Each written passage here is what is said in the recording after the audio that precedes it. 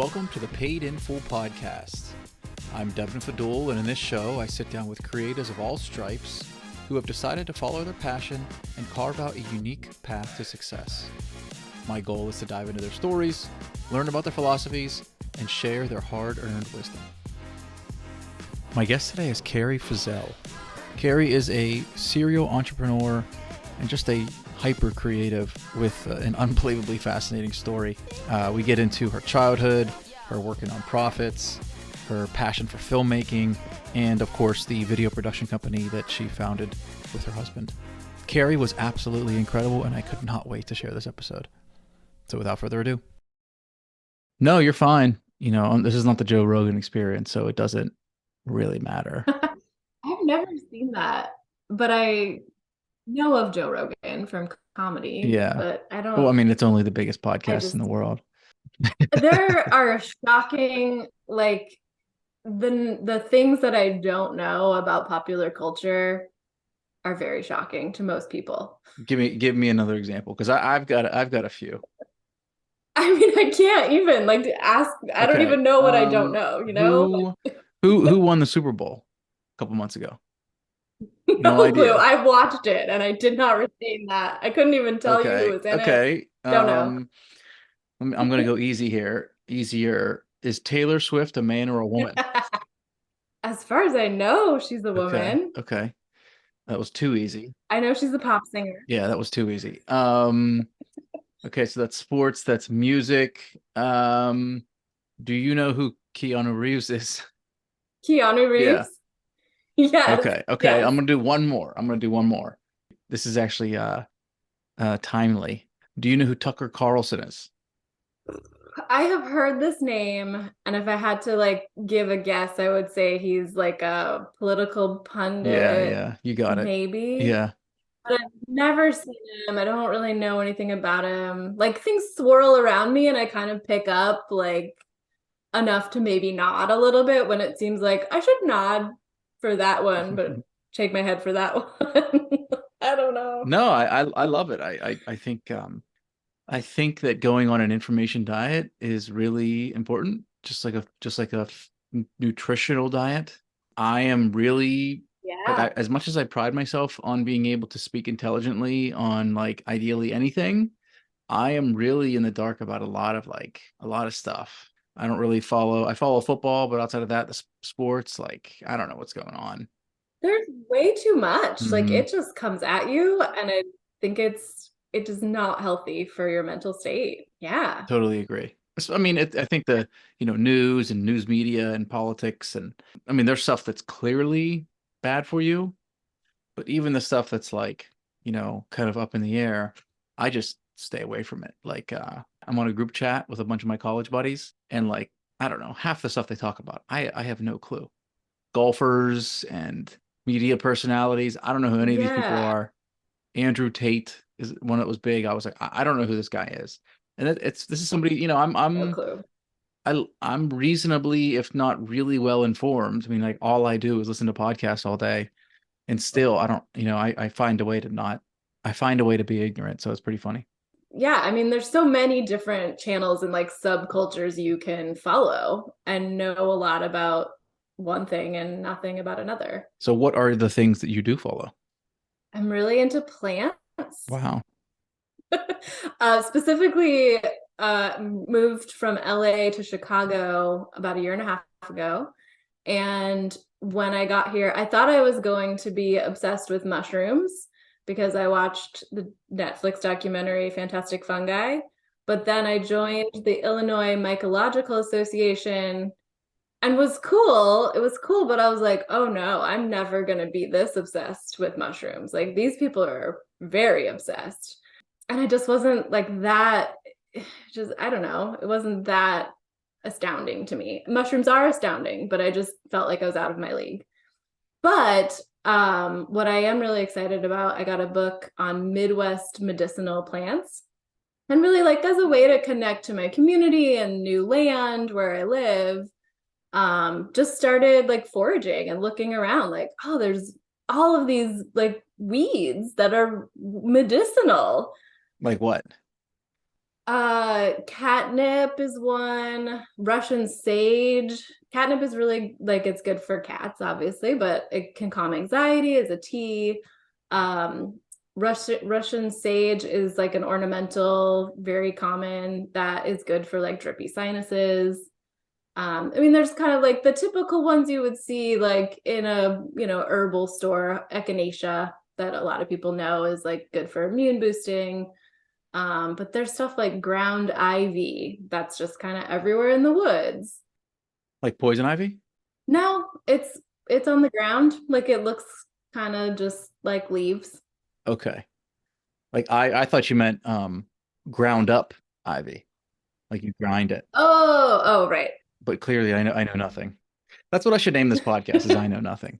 Because I like that. I mean, this episode yeah, maybe. this is great. I'm already excited. But I don't know. I like to cultivate humility as much as I love to cultivate knowledge at the same time, you know. I think that Yeah. I think that being able to say I don't know is a superpower. Yes. You It's know, a I'm gift yeah, also to, exactly. yeah. Yeah. So, okay, so let's go back to the plants. So, how did you get into plants? Yeah, I mean, I've always been into plants. I think it's in my genetics. Like my grandfather was an orphan, and the legend is that he was delivered to the orphanage in a basket of ferns, and so his name became Fernsworth. So my maiden name is Fernsworth. Wow. Yeah. And I spent like my childhood growing up in New Hampshire. We would go out to the woods where my dad grew up in this like Revolutionary War homestead. And we had some property around there, like a hill where you could go up and pick blueberries overlooking the lake. Yeah, just kind of spent time like being in the woods and wandering around and looking at stuff. Yeah, so I've always had a relationship with plants. And yeah, just kind of more recently, really figuring like, well, how can I work with plants to like help my body too? How recently is that? I guess I would say I like wild crafting sort of since I moved to Chicago about a year and a half ago. But I did start with cannabis and CBD and like just making even just topicals like creams. Um, yeah, So is this something you've been doing for 20 years or 2 years? that probably started maybe 3 years ago, Okay. just as a hobby. So it sounds like you had this I don't know, from birth, your name was plant related or whatever. And Yeah. you lived near the woods. And so you were always outdoors and you just kind of had this fascination with plants. And fairly recently, the last few years or so, you've been kind of diving in, right? Yeah. As opposed to, you don't have a degree in horticultural studies or I don't. I about 10 years ago, I took a course through UC Davis called Master Gardener, and it's like it is I am not a master gardener. Like I don't think you go through this and become like that. But it was a great overview of where to find information. Like now you find information on Chat GPT, but then like what is credible, reliable, university research-based information about the science of plants and agriculture. So I didn't really have a way to apply it, but it was good information, good plant people. so you're in Chicago now. I would imagine you're in the city. Yes, yes. So probably little to no room for any sort of garden. True. So I was part of a community garden last year, which was lovely. And also through that, I accidentally brought home some caterpillars, swallowtail caterpillars on like a dill flower. And so I raised some butterflies last summer, which was Wow. amazing. How do you accidentally bring home a caterpillar? Well, like, have you ever seen a dill flower? You probably have. I don't know. I don't know. It's like a cool kind of sunbursty sort of looking flower with like lots of little tiny flowers on it. And I was looking closely at it and oh, there's these little crawly things. There's tiny little caterpillars on there. And then looked up like how do you raise them inside? And you can. So how long did it take them to become a butterfly? It varies. I have a terrible memory, but I think the cycle of them, and I did several and they were also in different stages. I think the cycle is about a month. However, I have one that they overwinter. So even outside, if it's like a late blooming caterpillar, like October, I brought one in. And yeah, it just will know, like based on the sunlight and the temperature. But inside, even like near a window, based on the temperature, or the sunlight stays in a chrysalis all winter. Interesting. Let's say you hit the lottery tomorrow. Are you buying a bunch of property and starting a garden? Are you opening a like flower store, plant store, or is it just a total hobby? Great question. I mean, it is something that I've played with as like a possible business. I'm definitely not in a position currently to like start a new business. But yes, if I hit the lottery tomorrow, no, it's hard to imagine in some sense. I love it. But then also if something like if there's I won't say even if there's money tied to it, but like if there's like clients and customers and like the pressure of needing to do something that changes the nature of what you're doing. I don't know. But I do have a brand called Kerri with my name. So I've definitely dabbled in like sampling out to friends and seeing what they like, and slowly the idea of maybe this could be a thing that gets traction, but I'm not sure. And I do have someone this year who I'm on Wednesday going to meet up with to see if she would like to plant a native garden, and we could kind of collaborate in her space. Native garden, what's that? Oh, yeah. So they would be like plants that are supposed to be here, like that evolved to the location where you are. Okay, cool. So what else do you love to do in your free time?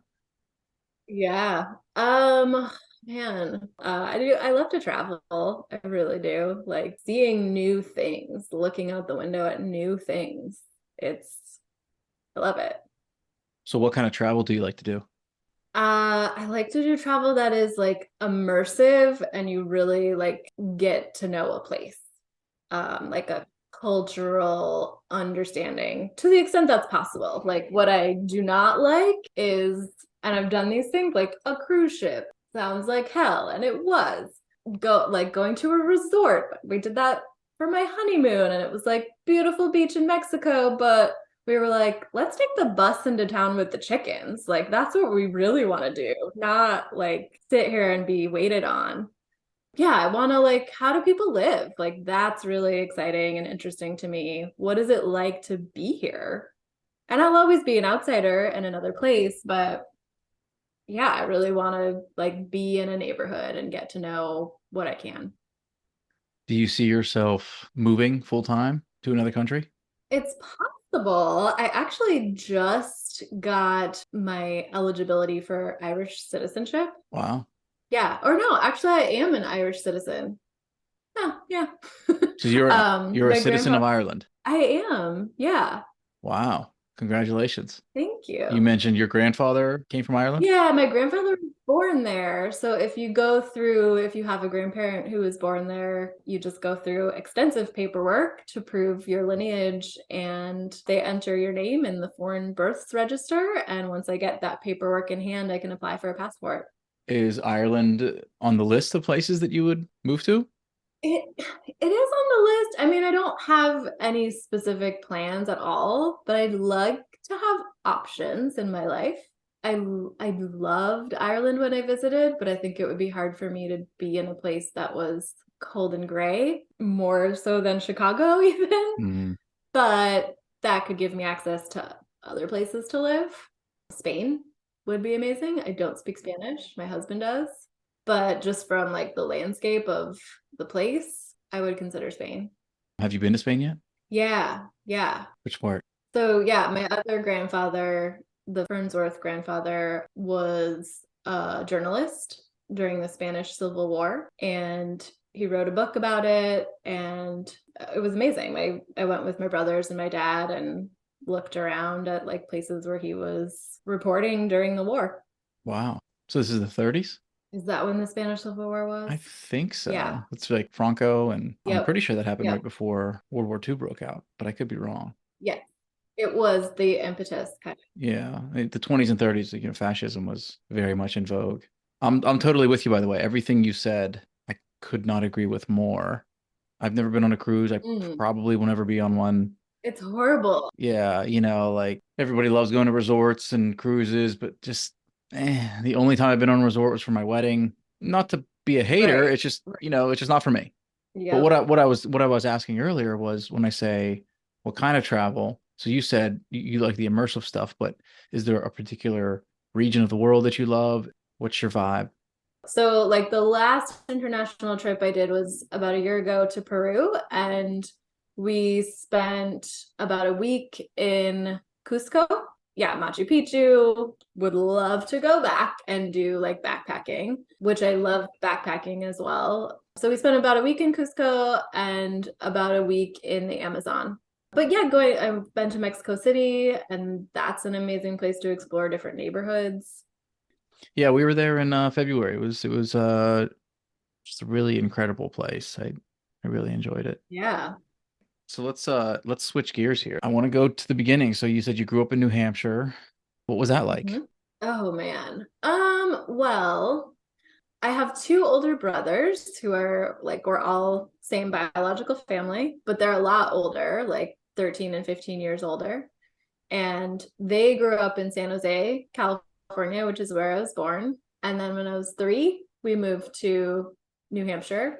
So I kind of grew up like an only child in a very different like environment than my brothers did.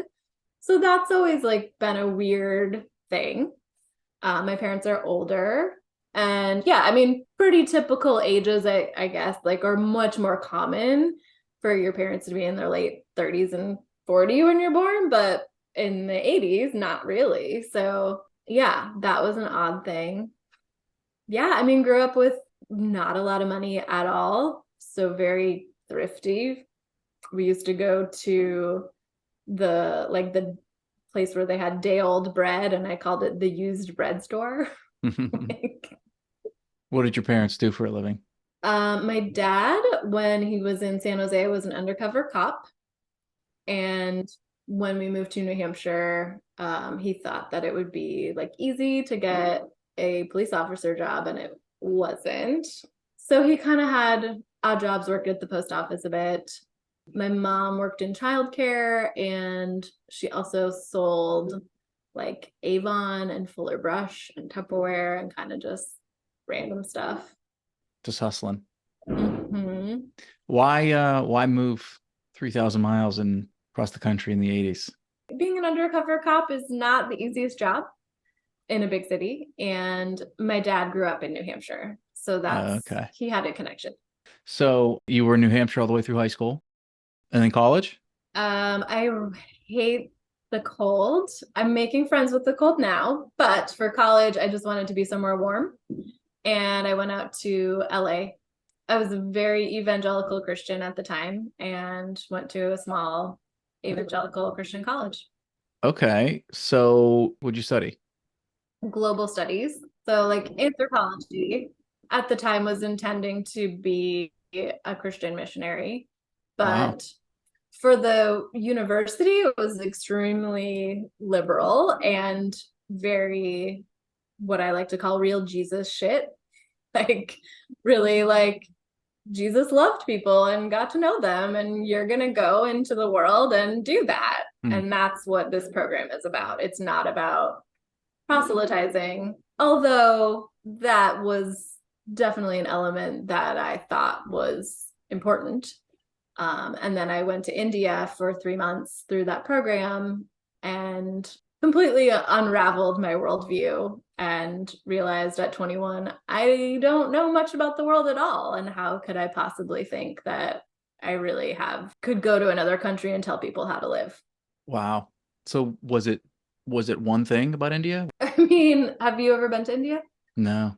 It's probably impossible to isolate any one thing about India. It's a whole thing. But I mean, mainly, and also leading up to that, we did a study program in Los Angeles, living with families. So I lived with someone who was from India, and having that relationship with someone and realizing, like, oh, she's Hindu and she's not scary. She's not like worshiping the devil or whatever things I was conditioned to believe about people who had different viewpoints than I did at 20 years old. That relationship was really significant for me. And then actually going there and really being overwhelmed by how large the world is and how much of a small slice of it I was aware of prior to that. Did you grow up in the church?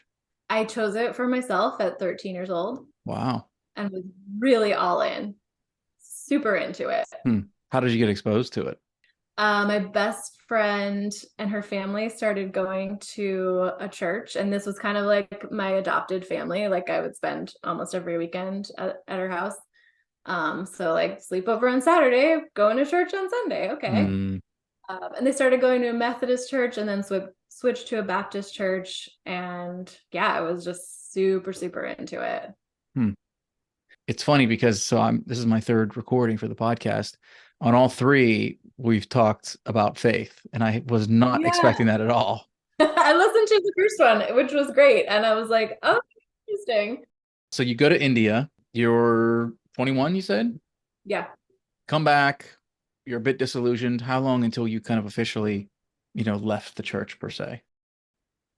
It took a long time to like really feel official. Like I started going to like a Lutheran church and people who were in church community but like willing to explore and in varying degrees of like being vehemently against evangelicalism or understanding that there are other ways. I remember like going to a book club and reading the book Stealing Jesus, that so still within like a Christian context, but recognizing, well, there's some harmful things that I've been taught, and there's other people who agree with that and understand it. And as they say, it's a slippery slope. It is. Because if you're in a cave and all you think there is just a candle as your source of light, and then you go outside and there's the sunlight, well, you really can't go back to the cave and the candle. Hmm. It's a great analogy. So you kind of make a bit of a left turn in college. What did you do right after? Right after, I worked at a travel bookstore and a coffee shop. And shortly after that, I worked at a homeless shelter on Skid Row in LA. What was that like? Oof. It was a very weird place. Very, very weird. Like the business of helping is very strange. Hmm. And it was a Christian place as well. And at that point, like you had to sign a statement of faith. And I was like, well, I mean, I could like what it means to me. Yeah, okay, I can sign this. But knowing like I'm not aligned with what they're wanting it to mean to me. But yeah, it was like a just a bizarre kind of world. You were working at a faith-based homeless shelter, but Mm-hmm. you kind of had one foot out the door of the church, Yeah, for right? sure. But you still felt this Mhm. calling to give back, to help, Yeah. or was it just, Oh, definitely. I mean, I kind of transferred my like need to save the world. I mean, it's always a need to save the world that is the motivation there. Like, but just how I'm gonna do it. Okay, I'll work on like alleviating poverty. Um, yeah. any takeaways, any epiphanies, anything? There was a lot of ego in helping, and I participated in that as well, for sure. It definitely fed my ego, and also the idea of like, well, I'm not them. Oh, like I might have grown up poor, but like not that bad. Whew, thank God. Like I'm the one who helps. I'm not the one who needs help. I'm the one who helps. Hmm. Um, when did you meet your husband? At school. So have you been together since then, or Yeah. It's 21. Yeah, right before I went to India. and was he in the church as well? He grew up in a cult. And so evangelical Christianity was like liberal for him. Wow. What was that like if I'm allowed to pry into his life? I mean, he can tell his own story, but his dad wrote a book about it. What is it Was it a called? book about proselytizing the cult, or was it kind of a tell-all when he got out? You know? Well, so the founder died, and then some of the top people, which was his dad was included in that, started to kind of question, like, well, this doesn't really seem to align with mainstream Christianity. Maybe we're more aligned with these things, and started to kind of question those things and shift the cult to a less exclusive cult, I guess. I'm getting into territory where I don't really. There's a great Cracked article on it that his dad contributed to. Okay. Let's fast forward to the business. Yeah. Tell me about, I don't know, the months, the years leading up to you guys deciding to effectively go off on your own, start this company, and now you're working together. Tell me the whole thing. Well, even while we were still dating, we had a business called JK Coin Ops. It was a vending machine business. My husband Jeff, the J of the JK, worked at a bank. He worked at a few different banks, and so we had like I think 5 vending machines at each of his bank's break rooms. So early on, we were doing business together. The vending machine business maybe lasted a few months. I actually started to take an accounting class to like, okay, I'm going to figure out the books and we're going to do this. And I was so bored. I couldn't stand it. And I was like, there's no way. Also, these are just quarters. So that lasted a few months. So who was the natural entrepreneur, you or your husband? Both of us have the streak of don't tell me what to do of other people and being very questioning of authority, probably because of the hierarchy that is very evident and controlling in some parts of the church. That's probably a big factor. And I think just the personality of like being very independent for me, like I grew up wandering in the woods. Like I hated camp because they tell you that you have to take your vitamins at a certain time and you have to do activities at a certain time. Like I don't want someone telling me how to structure my life. I can figure it out. So yeah, I think there's a lot of that, like, and creativity of like, I can figure this out. I know I can figure whatever problem solving is in front of me, I can figure it out. And he has a lot of that too, for sure. So yeah, working together, I mean, it was a slow process of hating the job I was at. Which was? I was a grant writer for a different nonprofit, and I ended up leaving with the conversation basically of, I'm raising money for you. You can't tell me exactly where that money is going. I'm not going to raise money for you anymore. I'm not comfortable with the conversations we're having around where did that go. So I ended up reporting them to the IRS and left. Wow. I started freelancing, like writing business plans, which was okay, but just such a grind of writing on freelance, no benefits for a long time, which I liked the freedom of that, but yeah, just wasn't getting compensated in the way that was healthy. So then I decided to make no money out of business. But yeah, I mean, it was really naively, we were like, well, we know how to do film production. People need that for marketing videos. So Okay, how did we you could know do how to this. do film production prior to starting the business? We have done some sketch comedy work together. Man, this is just going in so many directions. Tell me about this. I'm blown away. So if you look up Youth Pastor Kevin, that is one. And we have another one, Two Night Max, that was like based on our experiences of hosting people on our couch through Airbnb for a while and the characters we would meet there. So yeah, we got involved in a comedy theater, West Side Comedy Theater in Santa Monica, got to know people, really like met someone who was like, I can direct a film for you and teach you how to do this, and I can get a cinematographer. Great. So yeah, just through volunteer efforts and friends and meeting actors. Jeff and I are both writers and directors, and we learned just through doing stuff. So how long ago did you officially launch the business? 2017. So 5, 6 years. How long until you selected the financial advisor niche? We started really like going into that about a year ago. Okay. We were really doing like kind of random stuff, like a roofer, a yoga person, very just all over the board. My husband has some experience in sales, but no experience in business. We got some help through the SBDC, but really finding a niche, recognizing we were getting a bit of traction with insurance technology companies, which our main brand actually split off to serve insurtech.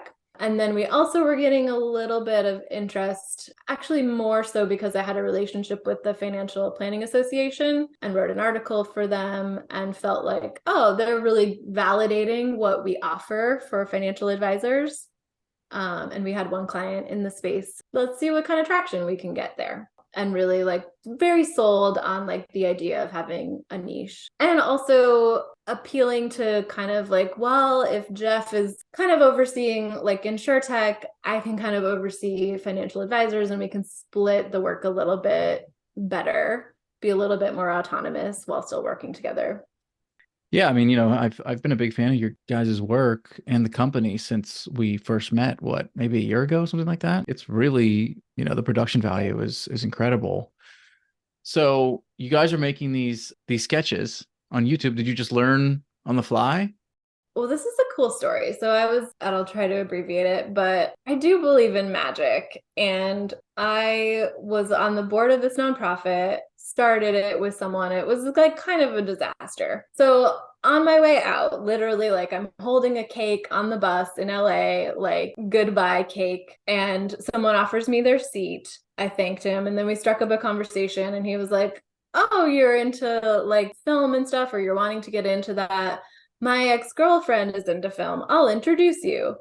I love the story of like giving up what I do not want. Then I immediately meet somebody who introduces me to the world of what I do want. So I met her and she had a small film festival. She's very like indie, really a doorway into the independent film world was opened through her. And she ended up directing these sketches for us and introducing us to a cinematographer. Really like, here's how you do it. We had no idea. So we would write them and Jeff was in it and she produced and made it happen. Wow. So that's a first of all fascinating story. But you had the idea, either you and or Jeff had the idea of this character, right? Yeah, this is Jeff. So when we lived in Colorado, we lived there for 3 years. He was like, you know what? Screw this. I want to go back to LA and try stand-up comedy.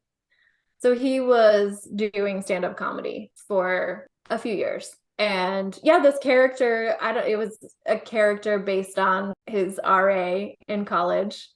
And he just really wanted to play with it. And you went to a Christian college, so everybody there is kind of a wannabe youth pastor.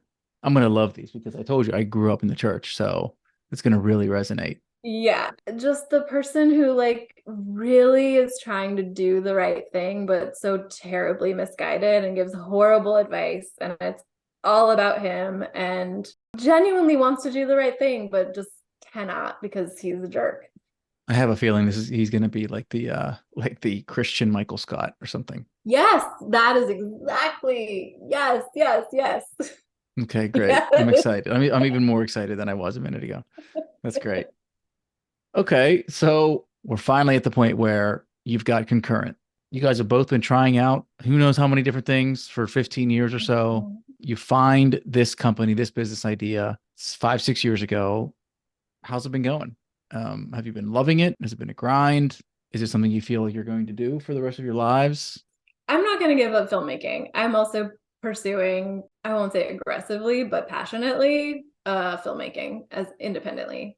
I have a really great mentor informally. Yeah, some good encouraging things. So yeah, I'm actively writing a screenplay and plan to direct it. And also got something I never thought would be in my life, but encouragement in acting. So I'm going to be in it. Wow. Can you tell us what what it's about? What's the plot?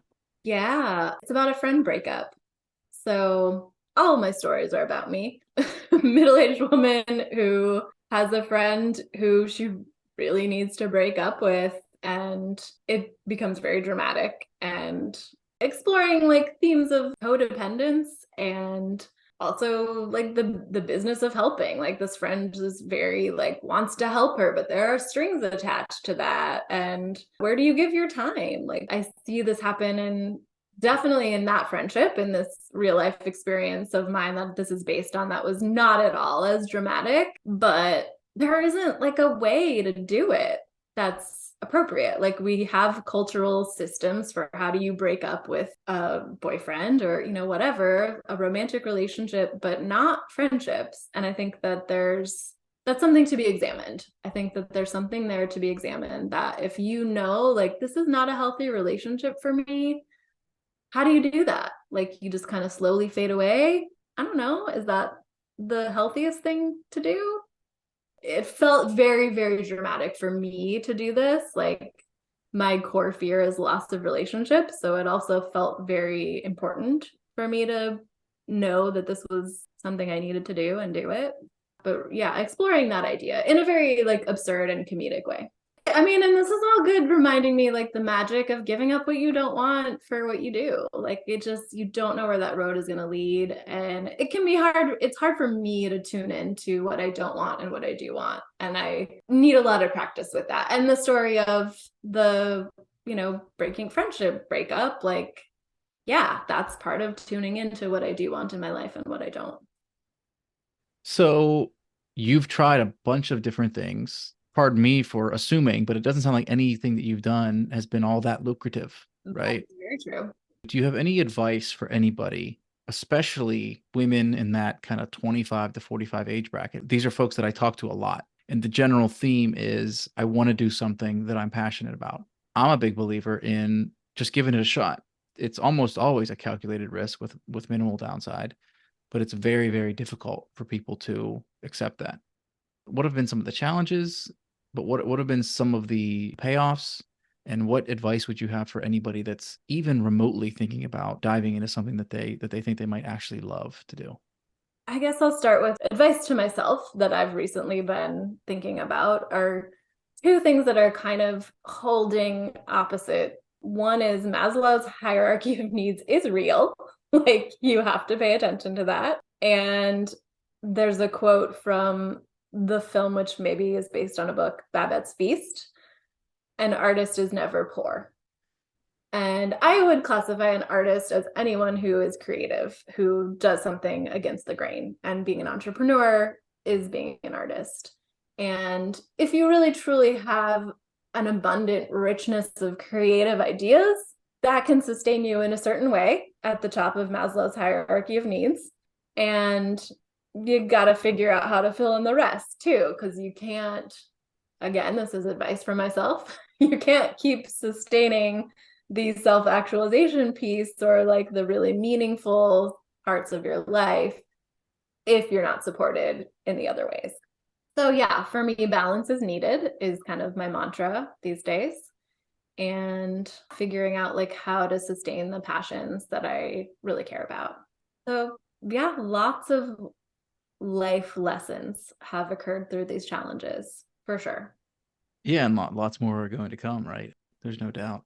Is there anything else you're hiding from me? Any other super interesting career path you went down or story that, What's coming to mind is Burning Man. Like that's just, I don't know, not a career path, but well, I'm curious to know what is your perception of Burning Man? I'm assuming you have not been. No, I know what it is. There's this big wooden man that they burn, and it's like a 3 to 5 day party where, it's everything from like billionaires down to like homeless hippies, and there's a lot of drugs. And I think the idea is like a restart, something. I don't know. Yeah, I think that's a pretty typical like understanding of it, which it is all of that, but it also is a temporary experiment in community. And part of that is like all of these people of varying kinds of life And it really is transformative. It was very transformative for me to be in the desert and to have an experience where nobody wants something from you that you don't want to give.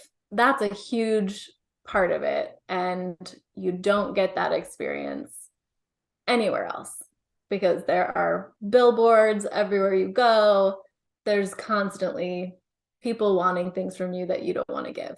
And that is the vibe of that in this place is very special. Is it fair to call it a break from capitalism? Yep. You can buy coffee and lemonade and ice. And also, I haven't been for a few years, but it is one of the principles, is non-commodification. I think that's one of the 10 principles. It's non-hierarchical, and that's unusual. Interesting. I want to go in a couple different directions, but I also want to wrap up, I think. This was really cool. Thank you. Yeah, this is really just a cool and rare opportunity to have a conversation that does go deep. And we met in like a business setting. So I really appreciate that a lot. Well, I appreciate you coming on. I really do. Before we say goodbye, is there anywhere that listeners can check you out? Yeah, we have 2 websites. One is concurrent.agency and the other is authenticadvisorvideo.com for financial advisors.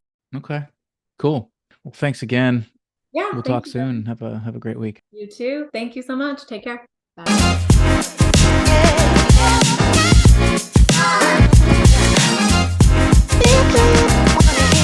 Yo.